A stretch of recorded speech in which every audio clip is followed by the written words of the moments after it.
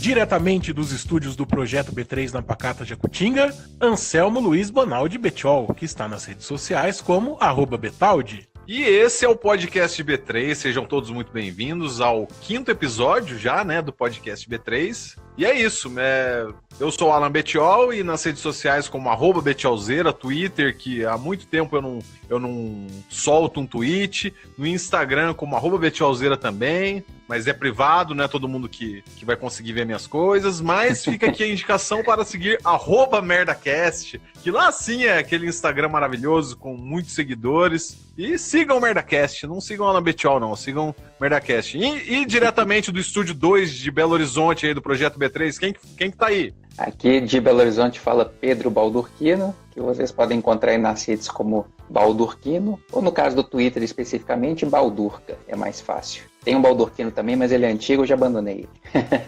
E hoje a gente tá falando então aí o nosso 5º episódio do B3, né? A gente dessa vez vai falar sobre os desenhos de 1988, os desenhos que comemoram o seu lançamento de 30 anos esse ano, né? E que a gente assistiu aí na nossa infância. Só já fazendo o adendo, né? A gente está aqui considerando o lançamento de 1988 nos Estados Unidos. A gente até tentou, mas pelo menos eu não consegui encontrar uma lista de lançamentos no Brasil. A gente sabe que os lançamentos acabam sendo muitas vezes no ano seguinte, né? Ou às vezes muito depois, então nunca se sabe. Tem desenhos aqui que a gente vê que a gente acha que é dos anos 90 e que é do final dos anos 80, mas e outras coisas que parecem que é do começo dos anos 80, inclusive. Pedro, você começa, posso fazer um comentáriozinho aqui? Diga. Tá, não tem nada a ver com o tema de hoje, mas assim, há 2 episódios atrás do nosso podcast B3, a gente comentou sobre o Gwildor, que é aquele anão do filme do He-Man. E o Danilo Bress, nosso amigo, nosso ouvinte aí, ele deu uma pesquisada pra nós e descobriu que o mesmo anão e a mesma maquiagem foi usada no Willow na Terra da Magia, num outro personagem lá. Então fica aqui a resposta pra você que já viu o Gwildor, o anão do filme do He-Man em outro lugar, é no filme Willow, a Terra da Magia. Obrigado aí pro Danilo Bress, um abraço pra ele e continue nos ouvindo aí e contribuindo para acrescentar no nosso conteúdo aí. Muito obrigado, Danilo. Pode dar seguimento na lista aí, Pedro. Que ter falado na outra, a gente aproveita para fazer essa indicação de Willow. Willow é um excelente filme para quem gosta de fantasias estilo Senhor dos Anéis e tal. Eu acho que nos anos 80, esse acho que foi o mais próximo do nível de história, assim, né? Nível de roteiro, de história, um filme bem legal é o Willow. Né? Não tinha aquela capacidade de efeitos ainda, mas é muito bom, eu lembro. Bom, vamos lá, vamos para a nossa listinha. Desenhos que foram lançados em 1988 e a gente vai aqui ver e vamos comentar. Eu tenho aqui desenhos que foram lançados e desenhos que pelo menos ainda estavam lançando episódios naquela época, mas vamos direto para os que estrearam, né? E eu vou aqui direto para um que já é um desenho derivado de um filme, que é Robocop, a série animada. Vocês lembram desse desenho? O desenho do Robocop? Eu lembro, sim. Eu lembro que eu não gostava do desenho, mas eu não consegui escapar e acabei vendo uma coisa ou outra. E assim, uma das coisas mais absurdas que tinham nesse desenho era que o Robocop ele era muito ágil. Ele, inclusive, tinha um episódio, se eu não me engano, que ele lutava karatê com um ninja, assim, aquele corpo todo pesadão dele, porque nos filmes eles fazem questão de mostrar que ele é todo pesadão, travadão, né? Ele faz aqueles barulhos. E no desenho o bicho era praticamente um capoeirista, né? Ele lutava artes marciais, era meio absurdão, assim, né? Típico dos anos 80 mesmo. Eu lembro vagamente, se não me engano, da roupa, da armadura, né? Sendo um pouquinho mais clara. E lembro que eu não assisti muito desse desenho, não. Mas fez a mesma pegada aí que Rambo, entre outros. Justamente. Tiraram desenho, né? A mesma chupinhagem, né? O mesmo chuncho. Acho que era o mesmo estilo de animação, inclusive, né? Você viu o traço, assim. O Anselmo lembrou, acho que é no filme, acho que é no terceiro filme do Robocop, inclusive, que eles sempre marcaram mesmo essa coisa dele ser durão, pesadão. Aí o inimigo dele, eu acho que é no terceiro, é um ciborgue, sei lá, japonês, enfim, asiático, que é tipo um samurai, é tipo um ninja, né? Ele tem uma espada, e até no meio do filme eles tentam fazer uma demonstração de força dele assim pro público, que ele dá uma espadada numa barra de ferro, né? Uma placa, um suporte de placa. É aquela coisa que é tão rápida que ele dá a espadada, parece que não acertou em nada, aí dá uns 10 segundos e a placa cai sozinha. Aí você fica assim, né, poxa, imagina isso contra o metal do Robocop, né? Se ele tá cortando metal assim com essa rapidez, o Robocop pesadão daquele jeito. No final das contas, eu não lembro qual que é a solução que eles dão no filme, não, pro Robocop vencer, porque obviamente vence, né? Mas é verdade, o desenho dava essa liberdade pra ele. Eu lembro muito pouco do desenho. Você acertou. Realmente é no Robocop 3, que inclusive eles dão aquela viajada no final e ele ganha aquela roupa, aquele jato um nas negócio de costas voar, que ele né? voa, né? Aquilo lá. É. Aquilo é o ápice do final, assim. Aquilo pra mim é a versão Robocop do final de Cinderela Baiana. Tipo assim, vamos abusar aqui no final agora. Foi dirigido pelo Frank Miller esse 3 ou eu tô muito enganado? O 2, ele teve o roteiro escrito pelo Frank Miller, mas ele não foi filmado, não. Na época, o Frank Miller tinha discernimento e não se metia a dirigir filmes. Não tô viajando legal aqui. Aliás, viajando na maionese, não tô viajando na água com gás aí, porque se o pessoal do projeto que eu tô fazendo parte aí ouvir sobre que tô comendo maionese, tô fora do projeto. Eu tô tentando ver que o diretor do Robocop 3 é o Fred Decker. Não tô familiarizado com ele, não. Deixa eu ver o que mais que ele dirigiu. Ele dirigiu, sabe o quê? Fred Decker, se eu não me engano, ele é o diretor do Deu a Louca nos Monstros. Deu a Louca nos Monstros, justamente. Deu a Louca dos Monstros. Até que não tá mal. Ele só tem 4 filmes na lista dele aqui. Noite de Arrepios, Deu a Louca nos Monstros, um episódio do Contos da Cripta e Robocop 3. É o que ele tem de direção. Noite dos Arrepios é um filme muito legal também. Então acho que o cara conseguiu sair com um saldo positivo aí, com Deu a Louca nos Monstros e A Noite dos Arrepios. Contos da Cripta passa, é uma série legal. Agora o Robocop 3 também não é um filme ruim assim, é um filme anos 80, anos 90. Mas as porcarias eram... Como é que é? Na época que as porcarias eram de melhores qualidades. Eu tô vendo que ele era mais roteirista mesmo. Ele roteirizou, escreveu, né? A Casa do Espanto, além do Da Louca dos Monstros, né? Esses outros que ele fez. Ele é um dos roteiristas do Predador novo, agora, que vai sair. Então, enfim. Então, de repente, a praia dele é roteirizar, né? E não dirigir mesmo. Pois é. Agora, já que a gente tá falando de policiais, um outro desenho que saiu e um outro derivado de filme que saiu também em 88 foi Loucademia de Polícia. Nossa, já era um pouco melhor. Desenho? O desenho. Nossa, esse desenho... Em 87 já estava tipo no 5º filme do Academia de Polícia. 88, né? Acho que foi 84, tava no 5º filme do Academia. Foram tipo uns 6... Não, mas o desenho... O desenho saiu em 1988? O desenho saiu em 88. Ah, tá. Então, eu me amarrava nesse desenho. Eu acho que era um dos desenhos que eu mais gostava. O Zed era o meu personagem favorito. E depois que eu vi o desenho, como muitas vezes, é aí que eu fui conhecer os filmes. Eu lembro até que tinha um longa-metragem dessa animação e que eu alugava sempre, assim, sempre eu acabava alugando a mesma fita. E que... Muito legal. Tinham brinquedos na época, o Anselmo tinha uma viatura, eu tinha o Tackleberry. Tinha uma longa-metragem dele? Tinha. Eu lembro que tinha pra alugar. Deve ser um episódio um pouco mais comprido, assim, né? Pouca coisa. Mas eu lembro que eu tinha os brinquedos e tal, tudo por conta do desenho, porque era muito legal mesmo. Comigo foi a mesma coisa. Eu acho que eu me encantei primeiro pelo desenho, depois que eu fui conhecer o filme, inclusive na época a gente pensava assim, né? Nossa, o desenho é tão legal que fizeram um filme, né? E na verdade era o contrário. Mas eu lembro que o Academia de Polícia eu gostava bastante também, porque tem uns personagens muito legais, né? Isso é verdade. Jones, o Sweet Chuck, quer dizer, aquilo lá era o que a criançada adorava, né? O Hightower, como é que até chamava hoje é muito legal. Aquele policial durão? Era meio o Robocop do Academia, como é que chamava ele? Era o Tackleberry, que era maníaco. Eu adorava ele também. Eu lembro que o boneco vinha com uma bazuca, né? A arma dele é uma bazuca. Caça bandido dá um tiro de bazuca no cidadão. O Hightower também, o jogador de futebol americano, o Bubba, não sei das quantas lá, faleceu. Bubba Smith, né? Bubba Smith, isso aí. E o Hightower, eu lembro da cena a cena do Tackleberry botando um tubarão pra correr na praia, o tubarão vai atacar os surfistas, ele entra com um revólver embaixo d'água e aponta pro nariz do tubarão. Pô, aí já passando pros filmes, né? O Taco Bell é muito legal, a família dele, a mãe dele é uma veinha, tem arma debaixo do travesseiro, é tipo meio hereditário, tá meio na genética. Uma das cenas minhas favoritas do Loucademia de Polícia, na verdade, não é com nenhum desses que a gente falou mais. É uma cena que, se não me engano, é no 3 ou no 4, que o Zed vai se alistar pra polícia. E antes ele era um dos vilões, né? E aí tá ele, o Sweet Chuck, chegando de moto, né?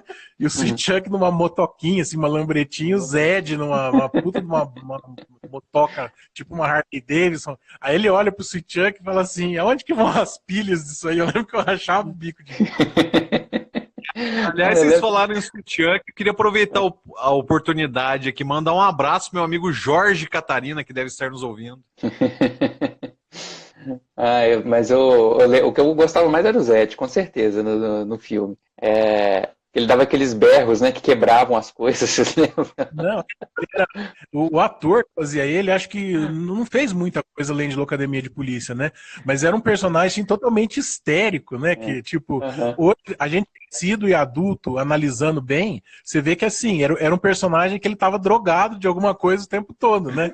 Só que a gente, criança, inocente, não sabia que era isso. A gente já sabia que ele era doidinho, que ele... Na verdade, aquilo lá era, no mínimo, cocaína que ele usava, né? Pra ficar daquele jeito.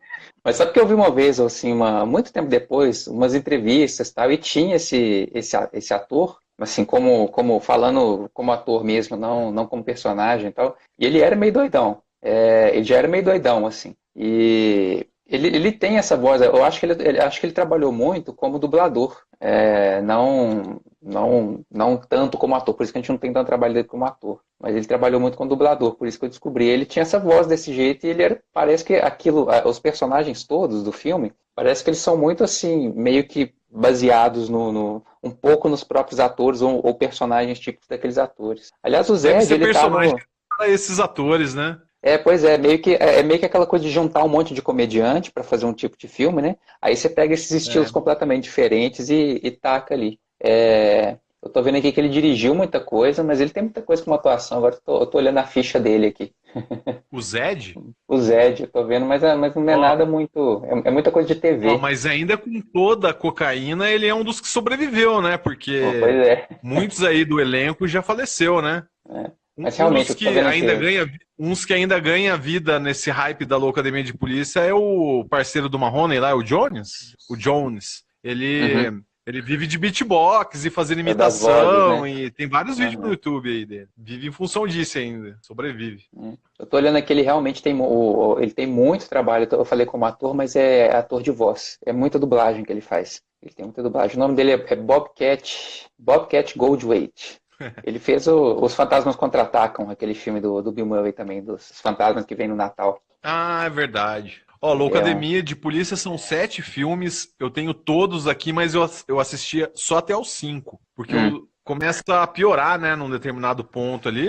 Eu lembro que chega que é ruim mesmo. Nos anos 90, eu descobri que tem uma série live action do Loucademia de Polícia. Ah, é? Eu acho que não tem praticamente nenhum personagem do elenco original. Mas o desenho eu gostava muito, assim, eu achava super engraçado e eu até lembrei que ele me lembrava um pouco aquele estilo, aquele nível Corrida Maluca de absurdos, assim, sabe? Aquele monte de personagem diferente e pegando, sabe? Aquelas situações diversas, assim, para cada um. Colocando todo mundo junto na mesma situação, né? Eu acabei de lembrar de um negócio aqui agora, assim, mudando um pouco de assunto, assim, né? Eu lembro que nos anos 80, 90, quando um título fazia sucesso, eles aproveitavam, né? O título para outras produções. Então saiu a Hora do Pesadelo, aí colocaram a Hora do Espanto, a Hora do Arrepio, Loucademia.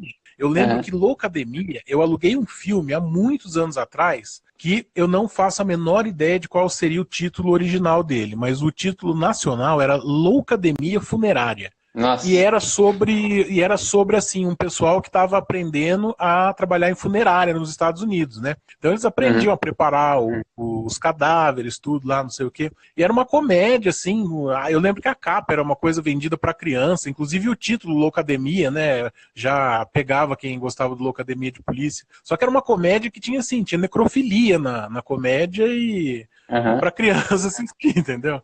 É uma coisa muito bizarra, assim, uma coisa assim que não tem a ver, né, com o assunto. Eu tô olhando aqui, esse filme essa Loucademia Funerária também é de 88. Aí, que coincidência.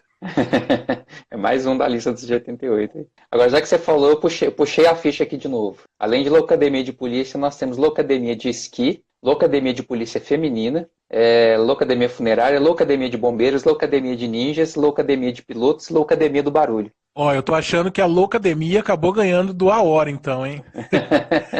A gente devia fazer um filme chamado A Hora da Loucademia. Acho que bugava o universo nesse caso. Será que é tudo universo compartilhado? O pessoal aí tem que criar teorias para isso, né? Pois é. Porque, ó, vai que lá no necrotério é o necrotério que vai o pessoal que os policiais matam na Loucademia. De repente é o universo compartilhado aí, vai saber. O que mais que a gente tem na lista aí, Pedro? Vamos ver aqui.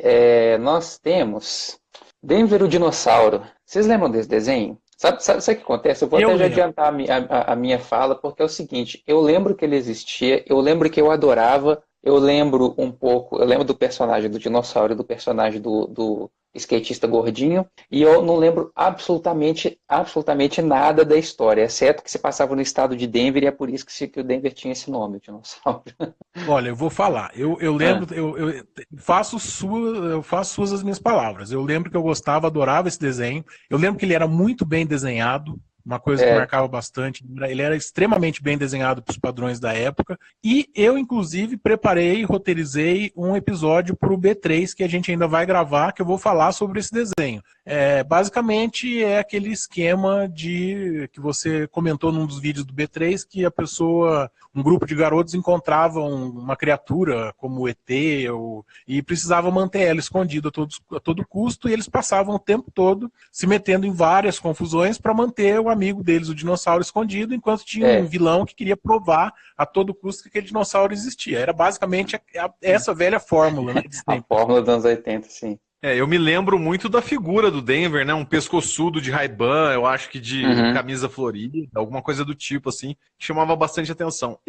Por minha vez, eu não gostava muito do desenho, mas eu sempre assisti porque eu acho que estava passando entre um desenho e outro que eu queria assistir. E aí eu acabava assistindo, mas eu não era muito que eu gostava, não. Ele era meio isso mesmo, assim. A gente não era um desenho que você ia lá nossa, hoje eu vou alugar na locadora os episódios do Denver. Eu tô doido pra ver, eu vou parar pra assistir o Denver. Mas na hora que ele começava a passar, você parava pra assistir, você gostava, entendeu? Isso era uma coisa muito engraçada. A gente ao mesmo não tava tempo, no hype, mas... eu não sei o que tinha de problema na história dele, que a gente não consegue lembrar de nada, assim. Mas era muito bom. E eu só lembro dos personagens também. Eu acho que acontece muito isso da gente não lembrar, porque também a gente não tinha brinquedo do Denver, essas coisas. Eu acho que os que marcam mais é aqueles que você tem. Se bem que acho que isso que eu falei não tem nada a ver também, porque Comandos em Ação eu lembro que eu tinha um monte de boneco e não lembro de nada da história. Tem esse mas Comandos em Ação é justamente isso. Pouca gente acompanhava mesmo, né? Diferente do He-Man, dos Thundercats, que acompanhava a linha de brinquedos e o desenho. Comandos em Ação era mais o brinquedo mesmo. Agora eu vou falar de um outro aqui. Eu até anotei, eu tive que anotar os nomes dos personagens. Eu não sei se vocês vão lembrar desse desenho. Eu não lembrava, eu passei por ele umas 2, 3 vezes direto na hora que eu estava procurando na lista. E só na hora que de repente eu abri lá, deixa eu ver do que se trata. Eu abri a imagem e me veio na cabeça, assim, na mente, poxa, eu conheço esse desenho. Ele passava no Gloob Gloob, era um desenho educativo. Ele chamava Arrume Tudo e Pare com Isso. Vocês têm alguma memória disso? Eu não assistia Gloob Gloob, não gostava. Então, nossa, memória zero. Gloob. Eu gostava muito do Gloob Gloob, mas eu não lembro desse desenho específico. Talvez, vendo uma imagem, até eu acabe me lembrando. Eu vou dizer por que eu marquei ele aqui para eu falar dele rapidinho. É porque, na época, eu achava só engraçado. Na verdade, eu achava muito engraçado uma coisa específica, que era a risada de um dos personagens. A risada, não, a fala de um dos personagens. Era um desenho educativo, tipo assim, numa terra que chamava Terra do Faço o que eu disse. Então tinha vários personagens, todos eles eram completamente diferentes um do outro, eram vários monstrinhos de todas as formas imagináveis possíveis, assim. E os monstrinhos eram baseados, o nome deles eram ordens que os pais normalmente dão para as crianças. Então você tinha os dois personagens principais, que era o Arrume Tudo e o Pare Com Isso. O Arrume Tudo era meio que o bonzinho da turma, e o Pare Com Isso meio que ficava infernizando ele. Só aí pelo nome você já vê. Aí você tinha, olha só, eu vou falar o nome de todos os outros personagens. Cada episódio do desenho era a apresentação de um personagem. E aí você tinha os personagens que o nome deles era exatamente esse, os seguintes: vá se pentear, vá tomar banho, venha logo, brinque lá fora, espere um pouco, hoje não, as abelhinhas sossega em silêncio, já pra cama, nada disso, presta atenção, coma as verduras, escova os dentes e eu disse não. Aí eu fiquei imaginando agora, eu hoje que sou pai de uma menina de 3 anos, eu fico imaginando que ideia de jirico foi essa de transformar as ordens dos pais em personagens fofinhos. Não são monstros, mas são personagens fofos, entendeu? Ah, tá. É pra você virar pro menino e falar assim, A criança já pra gostar cama. das ordens. Mas aí você vira já pra cama, e o menino kkkk, você imagina. Já pra cama, eu vou já pra cama, presta atenção, nada disso, brinca lá fora, venha logo. Eu quero todo mundo.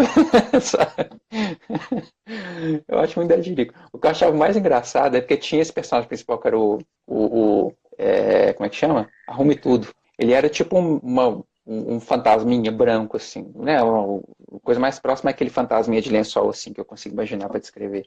E sempre que ele falava, ele basicamente soltava um... Era assim a fala dele. Eu caía na gargalhada cada vez que ele abria a boca, porque é muito engraçado. Agora eu já tô lembrando das nossas filmagens. Tinha que fazer... Depois eu mando um link pra vocês aí, pra vocês verem um episódio, pra vocês terem noção do que é. Eu dava muita risada, mas eu desenho pra mim. Eu acho que eu nunca vi isso na vida, não lembro mesmo desse desenho. Eu só tava gargalhado, eu ficava esperando o Arrume Tudo fazer. Enfim. Vamos lá, outros desenhos. Outro desenho que saiu aí em 88 foi o Tico e Teco Defensores da Lei, vocês lembram? Esse eu gostava. Tinha até o joguinho deles, acho que pra Mega Drive, né? Tinha uns outros personagens que ajudavam eles. Eu gostava, era um desenho de aventura, né? Eles pegaram legal. O Tico e Teco, né? Aí introduziram mais 2 esquilos, né? Que era um esquilo mais velho, mais gordinho. E tinha uma esquilinha também, né? E aí eles tinham tipo uma espécie de agência de detetive, assim. Tinha o pai dela também, que era um cientista, alguma coisa assim, não tinha? Se eu não me engano. Não lembro eu não lembro direitinho. Mas eu lembro que eu gostava, porque o Tico e Teco até então era aqueles personagens secundários que não falavam, que nada, né? Uhum. E de repente inventaram uma personalidade para eles e colocaram num desenho de aventura que era legal de assistir. Era uma mosca, é isso? Eu acho que tinha uma mosquinha que era a mascote Era o deles. Esquadrilha Parafuso. Eu conheço esse desenho por Esquadrilha Parafuso. Não, Esquadrilha Parafuso é o do Balu. Esquadrilha Parafuso é o que tinha o Balu, o urso Balu, que era dublado pelo Batman, inclusive, pelo Márcio Seixas, que dublou o Batman. Ele tinha um avião, os dois tinha desenhos na mesma época. É possível. Eles passavam na mesma época. O Esquadrilha Parafuso eram 2 ursos, e eu lembro que tinha um jogo também para Mega Drive que era muito legal. Então, aí que tá o negócio. A gente tá falando de desenhos de 1988, eu lembro disso no começo dos anos 90, né? Sei lá, 92, 93. Aliás, eu acho que o nome Esquadrilha Parafuso é um nome muito bom, assim, muito forte. Apesar de não ser de 1988. Eu acho que o nosso podcast podia chamar Esquadrilha Parafuso, apesar de não ter nada a ver. Escafuso Paradrilha. É um nome autoral ainda, do Pedro que criou esse nome. Escafuso Paradrilha. A gente tem que fazer um dia, a gente pode fazer um episódio só do Escafuso Paradrilha aí. Esquadrilha Parafuso. É aquela coisa, eu tinha que pegar pra rever.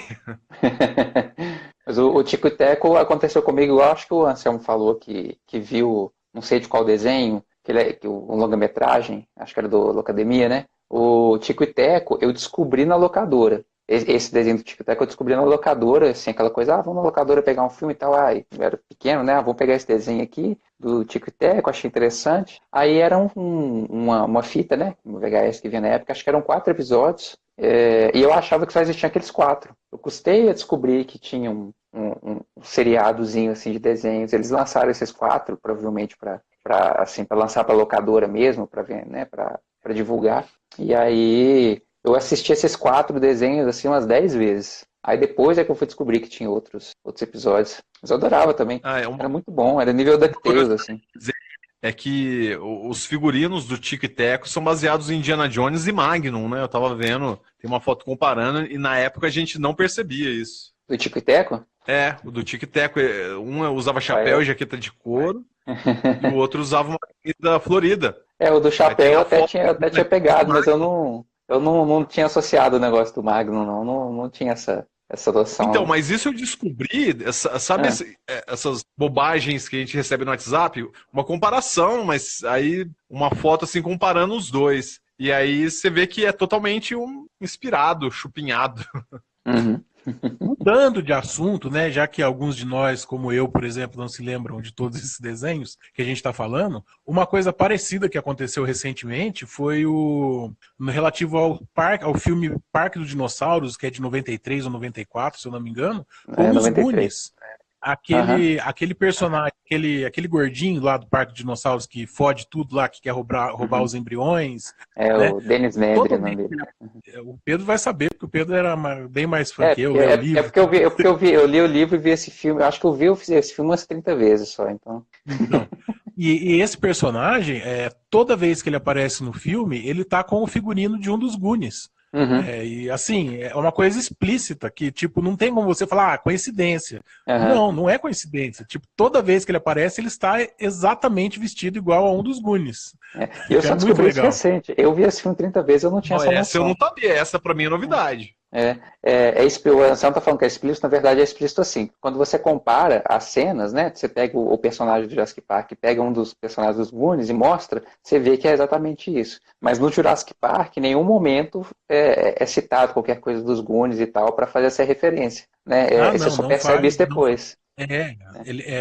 A roupa é assim, escancaradamente idêntica, né? Mas não faz nenhuma referência. Simplesmente tá lá, mas eles não falam, entendeu?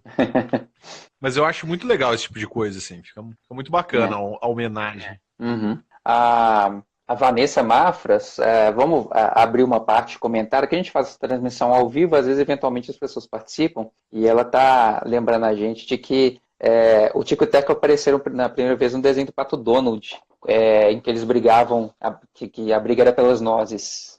Eu não vou saber localizar a época desse desenho específico, mas é isso aí. O Tico e Teco são antigos, né?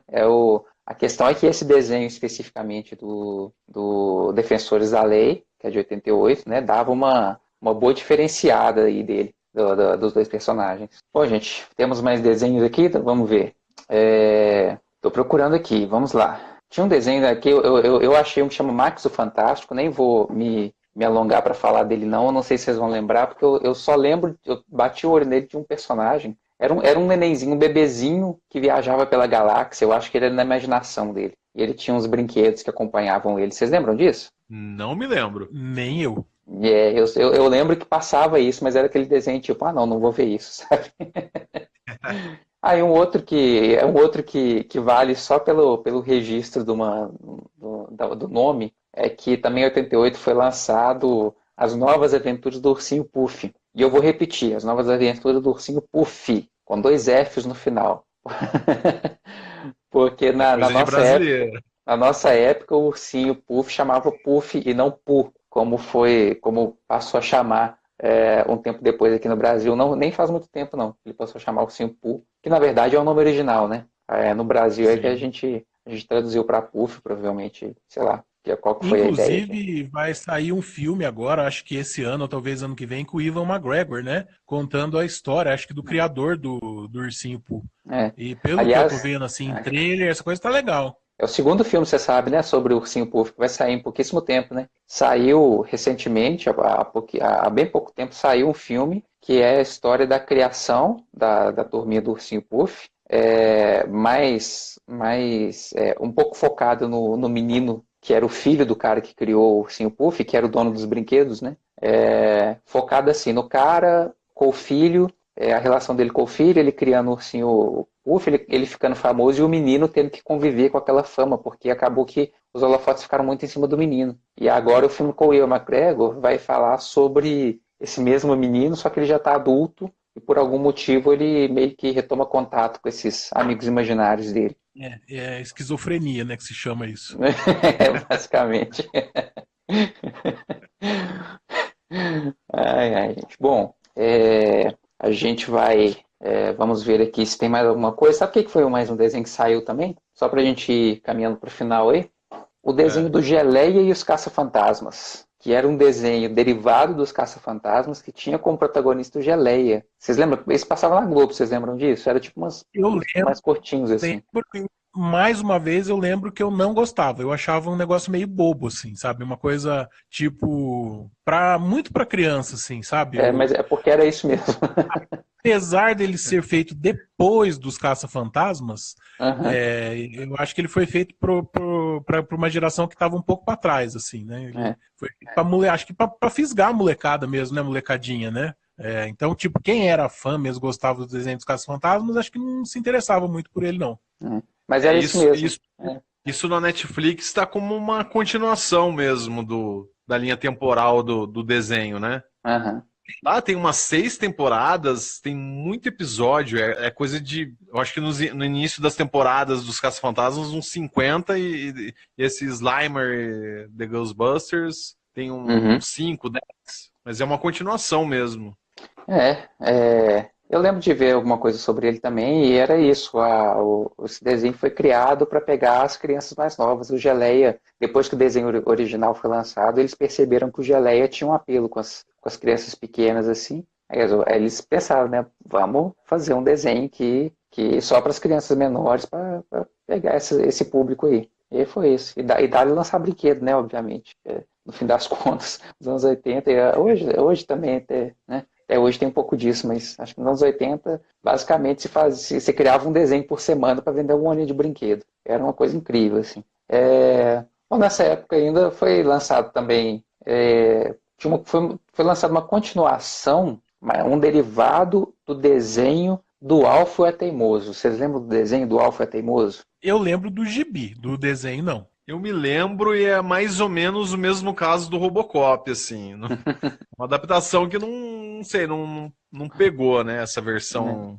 O Alfio lá nos Estados Unidos, ele é muito conhecido, ele é muito famoso até hoje, assim. Ele manteve uma continuidade de aparições na TV, apesar do fim do seriado. Então acho que lá ele fez mais fama. Mas o desenho do Alfio era ele contando as memórias dele no planeta dele, né? Porque no seriado o planeta dele não existia mais, teoricamente teria explodido. E aí tem um desenho que eles lançaram antes, acho que em 87, falando das memórias dele no planeta antigo dele, e aí em 88 lançaram esse outro desenho derivado, que era tipo a turma dele, da família, dos amigos dele, recontando histórias clássicas nossas, assim, histórias, né, tipo Branca de Neve e afins, numa versão deles, entendeu? Versão dos Alfio. Na versão dos Alfio. Aliás, vocês sabem o que significa Alf? Não é o nome, não é o nome. Alien Life Form. Alien Life Form. Acertou. Eu lembrei, porque eu também comecei a fazer um vídeo, Anselmo, para o nosso canal sobre o Alf. Né, a gente não terminei porque, enfim, a gente só tem que terminar de fazer, editar e colocar. Mas eu pesquisei bastante também, por isso que eu tô lembrando do outro desenho. Que esse do Alfio também só falta pra gente assim. voltar a fazer vídeo, né? Pra gente voltar a fazer vídeo pro canal, em vez de fazer só podcast, só falta tudo, né? Só falta tudo. Só falta a gente fazer vídeo. Basicamente tempo. Basicamente tudo. Não, mas eu tenho uns 4 ou 5 já na manga aqui, faltam só editar. Bom, gente, eu acho que é isso. Tem uns outros desenhos aqui, mas que eu acho que eu, pelo menos, absolutamente não lembro deles, assim. Não sei falar absolutamente nada deles. Faz assim, cita eles pelo menos. Se alguém que estiver ouvindo aí depois quiser colocar um comentário, só fala. Fora esses que eu falei, né, que a gente já falou.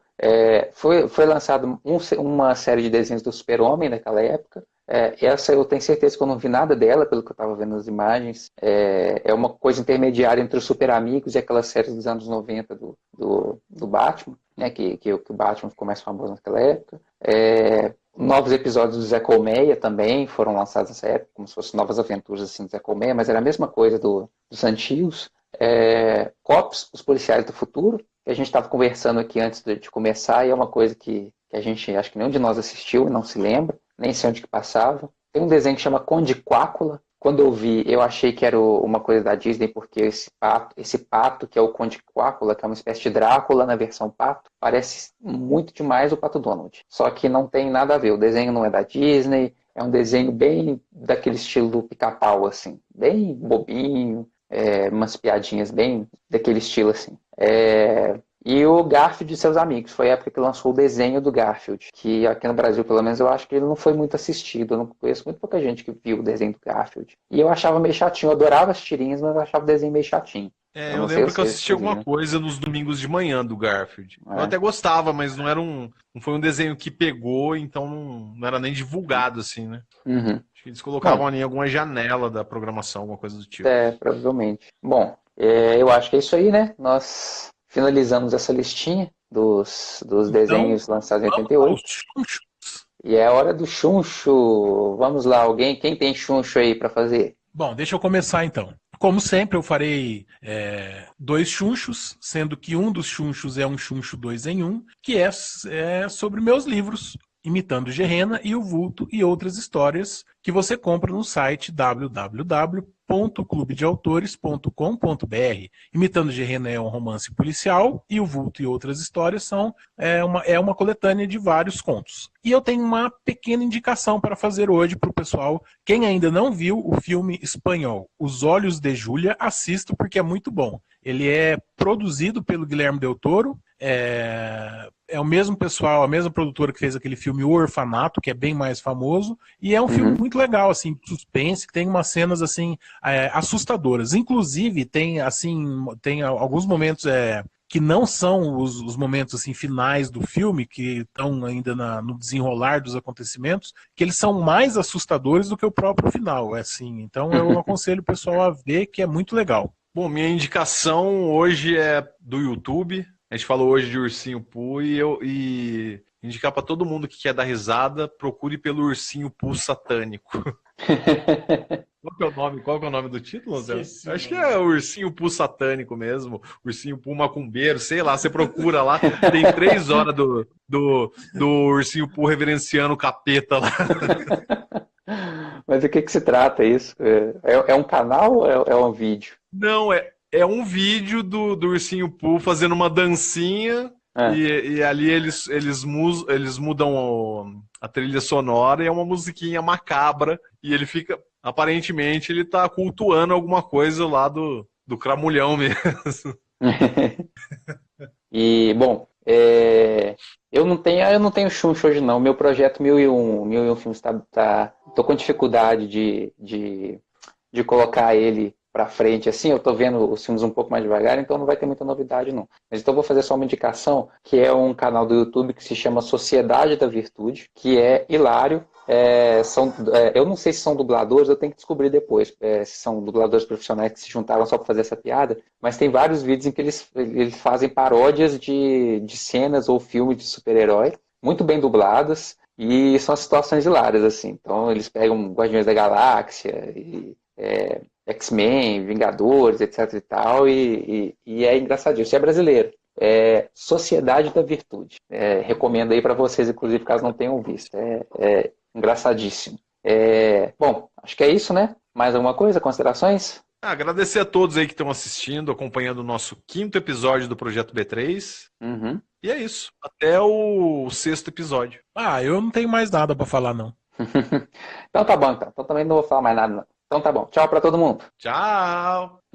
Tchau!